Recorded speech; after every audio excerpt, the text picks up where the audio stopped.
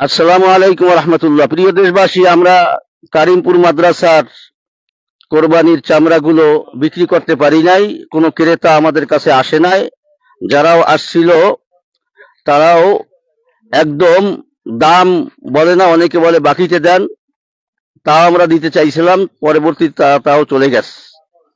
এখন আমরা দুর্গন্ধ থেকে বাঁচার জন্য আমরা এই চামড়াগুলো এখন কবর দিতেছি।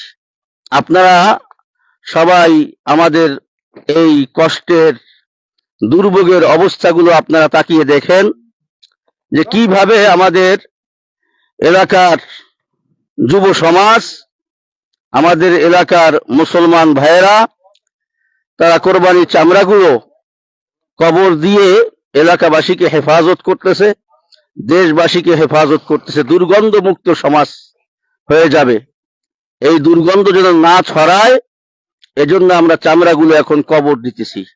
অত্যন্ত দুঃখের সাথে, পরিতাপের সাথে আপনাদেরকে জানাইতেছি যে মাদ্রাসার প্রায় 1.5 লক্ষ টাকারও বেশি ক্ষতিগ্রস্ত আমরা হয়েছি।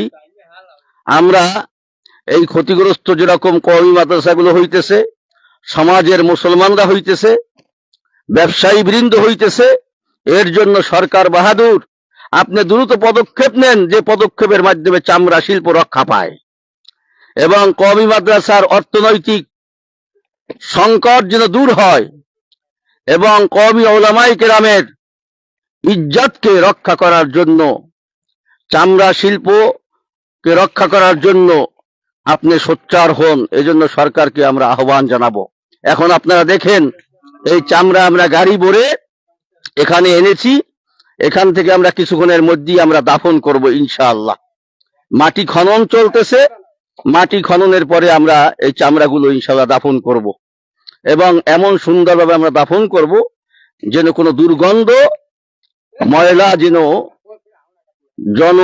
লোকের সামনে, চোখের সামনে না আসে, মানুষ যেন কোনো দুর্গন্ধ না পায়, এভাবেই আমরা দাফন করার চেষ্টা করতেছি। আমরা মাদ্রাসার পক্ষ থেকে অনেক ক্ষতিগ্রস্ত হয়েছি এবং আমাদের মন অত্যন্ত ব্যথিত। আমরা সর্বোপরি আল্লাহ রাব্বুল আলামিনের কাছে সাহায্য সহযোগিতা চাই যে আল্লাহ রাব্বুল আলামিন আমাদেরকে রক্ষা করতেছেন, আল্লাহ রাব্বুল আলামিন আমাদেরকে সর্ববিষয় হেফাজত করতেছেন।